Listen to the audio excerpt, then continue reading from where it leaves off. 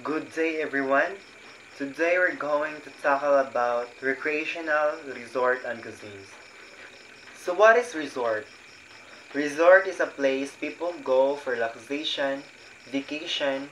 It also offers amenities like accommodation, food, and activities. Recreation is refers to activities people do for enjoyment, relaxation, and leisure. This includes hobbies, sports, travel, and other fun activities that help you unwind and recharge. History of resort, international and Philippine setting. Historically, people have always traveled for reason of trade, government, education, and religion. However, widespread travel for pleasure before the 20th century was altogether another matter. Early European origin of resort. Based on current and historical and archaeological evidence, the origin of the resort can be traced from the Romans, who were probably the first to build hotel entirely for recreational purposes. The development of spa resort. There are a couple of different explanations of the origin of the word and concept of spa. The most popular refers to the time in Roman Empire when the legionaries sought for a way to recover from their ailments and wounds received in the battles. Besides the Roman spa traditions such as combining hot with cold bath or sports activity with massage and relaxation, other cultures from all over the world formed their own spa traditions. Third period, spa tradition in Europe. The spa went to downside and public baths across Europe were closed because of the spread of plague. And in France, baths were destroyed in effort to prevent syphilis epidemic. The cyclical popularity of European resorts. Before moving to Asia and America's contribution to the development of resort, a few observations about the European patterns are noteworthy. Individuals European resort hotels have historically experienced a short life cycle on average about 20 years or so. While the cycle is shortened by modern comparison, perhaps it is not so surprising when one considers that European hotels owned and operated by a single generation of individuals and entrepreneurs. Moving on, early ASEAN resort origin. It is not possible to provide more than a sampling of the richness of resort in Asia. The Asia continent is simply too vast, home to 60% of the world's population and too culturally diverse. In 20th century, the typical resort hotel in North America, all the beginning of the 20th century was a summer operation. Improvement in transportation changed the structure of resorts. Resort in the Philippines is largely attribute its success to succulent beaches of the Orient, although there are lots of successful hotel and resort making their name in island. The following are the top 10 beaches site and their locations. So first is Amanpolo Resort, Palawan. It is a private island resort in Palawan which is known for its gorgeous islets, emerged green waters, limestone cliffs, and stunning seascape. So, next is Banwa Beach Resort. It's the most expensive private island resort in the Philippine sites, serenely at the offshore of Palawan. Next is Boracay. Boracay has always been the favorite place in beaches goers in the Philippines. So, ang sa Boracay is known na siya sa mga kanang magbisita or magkuan sa mga tourist sa mga ingana. So nagi mga leisure nga mga activities ana nga beaches. So, next is El Nido. El Nido. Okay na. The place is always known as the country last frontier and sometimes the island of the gods. So, ang El Nido is places siya known sa mga frontier nga mga koan last winter and sometimes the land of the gods. So next is the Pier Pearl Farm. Located at far south in the city of Davao, lies the premier beach resort known as the Pearl Farm. So, mo ni ang sa Pearl Farm nga beaches. Then next is Siargao. The island is a surfer dream. So diri sa Siargao is common na siya sa mga surfer nga mga people nga mag-make gyapon siya og kanang mga leisure and recreational mga activities. Ang mao ni ang best example ani sa mga leisure sa Siargao is leisure and recreational is mao ni ang surfer nga mga activities. Then next is Pagudpud. Pagudpud is if you are looking for a place that can be like Hawaii, or Pagudpud is the place to visit. So diri sa Pagudpud is kana ang kanang lagi pa siya mga activities nga kanang nagkuan siya og ang kaning Pagudpud is the one po siya nga one this is the one of the kanang nga places nga magkuan og mga activities siya. Then next is Mactan Island, located in Cebu. The island has one of the most lavish hotel in the country, with the private beaches. It's offer an exciting range of recreation activities and total relaxation. So sa Mactan Island is na mga mag-create po siya magkuan po siya og leisure and activities, and also kanang magkuan sa mga magkuan og mga relaxation nga kana sa Mactan Island. Next is Camiguin. The place has been known to be one of the most beautiful places in the Philippines because it still seems like a paradise. So diri sa Camiguin is kanang this is the most beautiful places in the Philippines because kanang kadto. Then next is Panglao. The island is famous for its world-class diving location and home to numerous tourist resorts. So diri kay nagkuan na diri is sa Panglao is nagkuan siya og mga diving location or mga class diving nga mga activities.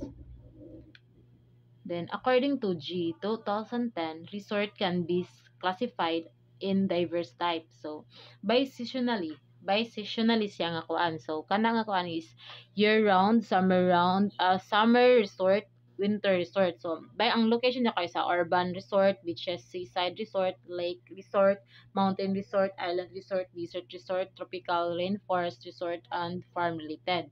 Then ang destination niya is ang by destination kay spa resort, golf resort, guest resort, diving resort, fishing resort, marina resort, casino resort, conference resort, campsite, eco resort, theme park resort. So ang by form of ownership siya. Then ang first ay conventional, syndicate, timeshare, condo resort, vacation club, destination club. Ang by size niya kay mega resort, boutique resort. Then as diverse as its gate gets, we will categorize our resort into there are three categories. A.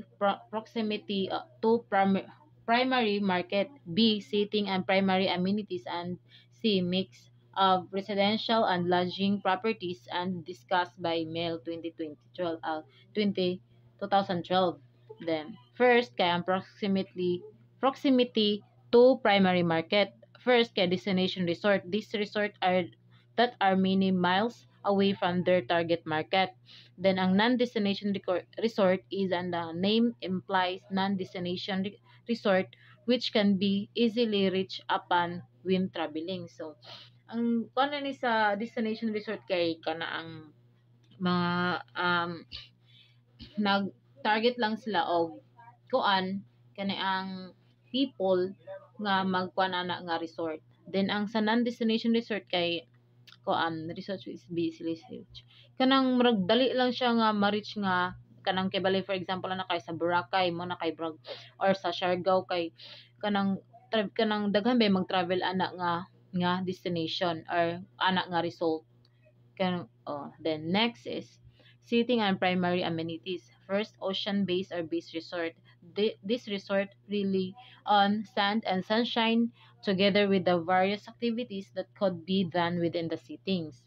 Then, next, kay lake, river, based resort. By definition, a lake is an area or located in basin that is surrounded by land apart from any body or water or others outlet that serve to feed or green it. Then golf, tennis or base resort. So diri ang akoan, diri ang base resort or nga resort is more on kanang mga activities nga or mga leisure activities nga or recreational activities kay mga sa golf course, mga tennis, dra nga resort.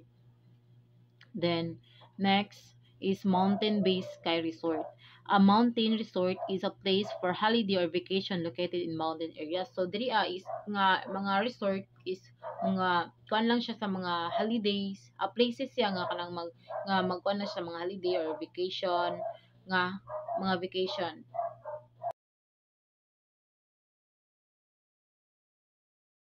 Good day, Sir Christian Cordu. I'm Ivan Amaro Rivas and I'm going to discuss a cruise ship. So, cruise ship is cruise liner is a passenger ship used for leisure voyage where the voyage itself and the ship's amenities are part of the experience as well as the different destinations along the way. So, a cruise ship is a large passenger vessel nga makapag-travels across the sea mainly for vacation and leisure. Kung sa to pamura siya floating hotel or resort nga naglayag sa dagat, people can relax, eat, sleep, and enjoy different activities while nagbiyahe paingon sa lain-laing destination. So, in short, murag hotel nga nag-travel sa dagat na kay kwarto, restaurant, o entertainment pero naglihok ka sa dagat. Cruise ship is na siya five types of cruise ship. First is luxury cruise ship. A luxury cruise ship is like a floating 5-star hotel. It offers premium services, world-class amenities, and personalized experience para sa mga guests. Inside a luxury cruise, tanan designed for comfort and sophistication na ay spacious suites, fine dining restaurant and infinity falls, spa and wellness centers, theaters, o private balconies nga na ay ocean view. Mo bitaw nga ingon sila once you step inside mura kag naa sa paradise nga nag-travel sa dagat. Ang service kay top quality gyud. The staff are well trained, polite, and always ready to assist. Kung gusto ka mukaon na ay gourmet chefs nga magluto especially for you. Kung gusto ka mag-relax, naapod spa nga makatanaw ka sa sunset while nagpamassage. Iligan kaayon tanang butang mo nga only few people can afford it kay mahal yun siya. Second is small cruise ship. A small cruise ship is another type pero mas gamay ang size compared sa luxury cruise. Bisan gamay siya, it still offers comfort, relaxation, and fun experience to passengers. Usually, it carries fewer guests, maybe a few hundred lang, so mas personalized ang service kay dali ra ma-attend ang sa needs sa every guest. Mas quiet, peaceful, and intimate ang environment, perfect for travelers nga gusto og calm trip. Inside na agihapon ang restaurant, cabins, lounge, og small pools or spas. Dili ingon ka grand sa luxury cruise pero comfortable and enjoyable gihapon ang small cruise ship. Focus siya sa quality, service, o unique destination kaysa daghang fancy facilities. For example, gikan ka Cebu padulong Siargao or Bohol, since gamay ra ang passengers, mas friendly o close mo sa uban. Depende. maka-explore pa mo sa small islands, mag-snorkeling or island hopping. So third is adventure cruise ship. Now, an adventure cruise ship is for people, para sa mga people nga mahilig sa exploration of nature. Dili ni focus sa luxury kundili sa discovery and experience. It goes to remote destinations like the Arctic, Antarctica, or small islands here in the Philippines. Mabitaw nga gitawag siyang adventure cruise kay ang goal is to explore and experience nature up close. Ang barko gamera compared sa big cruise liners, usually few hundred passengers lang. Inside na agyapan ng cabins, restaurant and lounge, pero dili luxurious. Instead, naa sila ko equipment for adventure activities like diving, kayaking, hiking, and wildlife watching. So, kung ganahan ka og thrill, mauni na cruise para nimo. Next is expedition cruise ships. An expedition cruise ship is almost similar sa adventure cruise pero more focus sa exploration, research, and learning. Perfect ni sa mga travelers nga gusto makabisita sa remote o untouched places. Usually, mas gamay siya kaysa luxury ships, fewer passengers, ragyapon para makatravel sa hard-to-reach destination like the Arctic, Amazon, or Tubataha Reef. Inside na agyapon ng cabins, restaurants, and lounge pero simple og functional lang. Dili kayo glamorous pero instead of casinos, naa sila'y lecture halls, research labs, and observation decks para maka-learn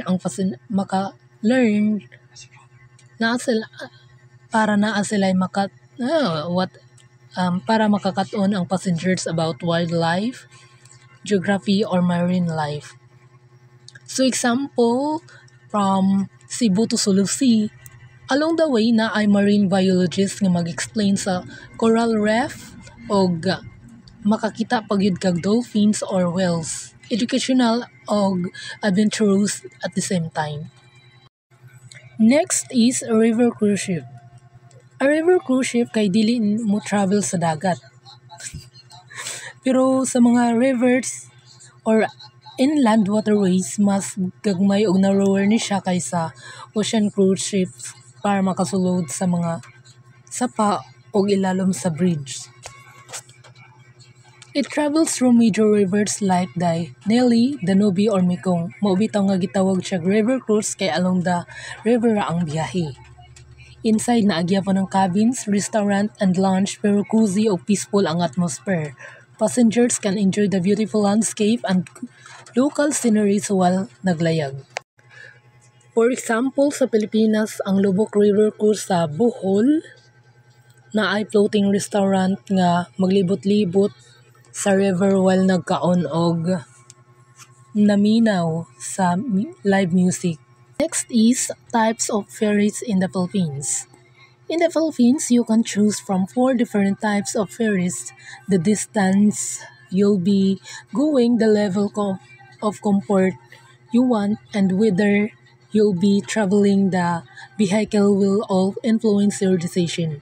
So, the first one is bangka. Bangka is a small traditional boat nga usually made of wood with bamboo outriggers para balance sa. It travels through major rivers like the Nelly, Danube, or Mekong. Maubitaw nga gitawag siya river cruise kay along the river ang biyahe. Inside na agyapan ng cabins, restaurant, and lounge pero cozy o peaceful ang atmosphere. Passengers can enjoy the beautiful landscape and local sceneries while naglayag.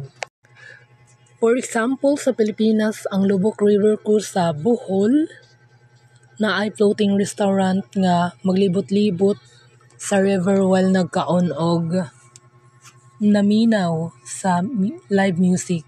Next is Roro ships or roll-on, roll-off.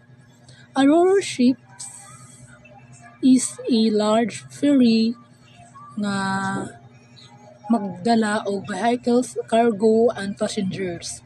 Ang term nga roll-on, roll-off gikan sa paagi nga mosulod og mugawas ang mga sakyanan sa barko gamit ang ramp. One of the example of this is kanang kung nakasakay mo og barko nga naay mga boss or guards sulod mao ni nga roro. Inside naay passenger areas, canteens, and restroom sa upper deck.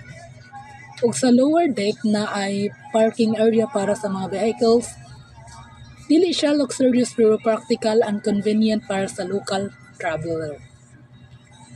Kung gikan ka sa Cebu to Bohol or CDO, pwede ka mo sakay og roro, pwede nimo dalhon imong sakyanan. Mao ni nga rason nga nung ang Pilipinas gitawag nga Strong Republic Nautical Highway kay connected ang island through roro roads. Next is fast craft. Fast craft is a high-speed boat nga design for quick island to island travel. Dili na pareha sa roro nga dako og hinay. Kini kay gamay, lightweight og paspas kaayo. Inside na ay comfortable seats, air-conditioned cabins og snack bars. Example, kung nakasakay ka sa Ocean Jet or Supercat or Wisam Express, maon na ang fast craft from Cebu to Tagbilaran. Usually 1 to 2 hours ra ang travel. Fast craft are perfect for short routes nga daily commuters nga gusto makasave og time pero gusto gihapon og comfortable nga ride. Next is passenger liners. Passenger liners were the main transport for international travel. Dako ni nga barko nga nagbiyahe a long distance from the country to another. Inside na agihapon ang cabins, restaurant, lounge ug entertainment areas.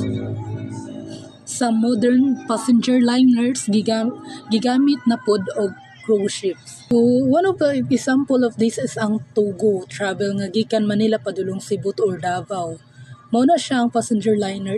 It's bigger than a ferry and made for long distance comfort. Although slower than airplanes, relaxing kaayo ang trip. You can eat, rest, and enjoy the sea view along the way. Cruise ship facilities. A ship facilities and space can be generally divided into 3 types. First is stateroom space, private spaces, and last is public spaces. So sa stateroom space, if hotels have guest room, a cruise ship has a stateroom or cabin. Ships' stateroom are usually extremely impact, but all spaces are well utilized to answer all the guest needs. There are types of ships' stateroom. Kung sa hotel na ay mga kwarto para sa mga guests, ang cruise ship pod na sila stateroom. Mao ni nga mga lugar nga turganan og pahulayan sa mga bisita. There are different types of stateroom. First is outside stateroom. Kini nga stateroom para sa mga guests nga ganahan og makakita sa ocean view. Usually naani siya bintana or balcony nga makita nimo ang dagat.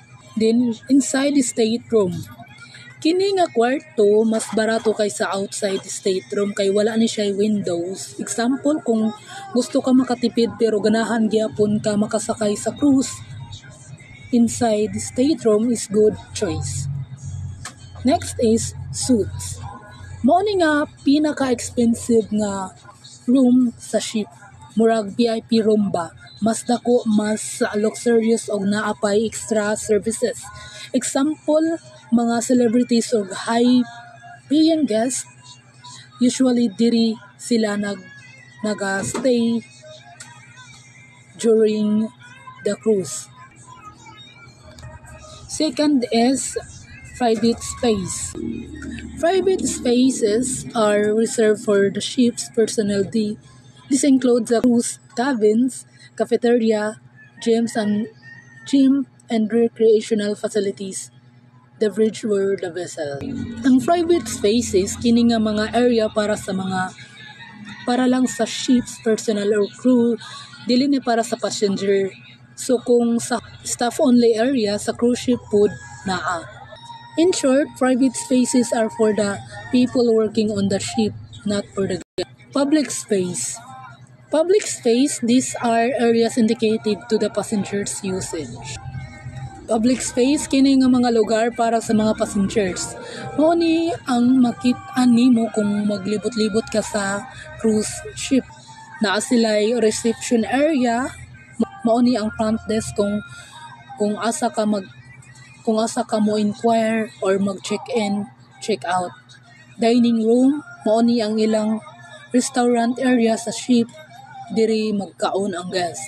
Showroom, sa showroom kay diri ginahimo ang mga entertainment shows, concerts o performance. Full area diri ka makalangoy, mag-relax o mag-sunbathing. Gym, spa, and sport facilities for fitness and relaxation, makapamasahi or makapa-workout ka. Then, next is children's area. Para ni sa mga bata naanay sila playground or kiddie activities. Next is gift shop. Diri ka makapalit og mga souvenirs or essentials. Next is clinic. In case magkasakit ka during the cruise, naa sila doctor and nurse. The second one is internet centers. Para kani is mga kuan sa mga wifi kana para for connections para maka-online ka. Last is casino operation for entertainment sa mga gusto magdula o casino games. Public space are for passengers while private space are for the crew and stateroom space are where guests stay.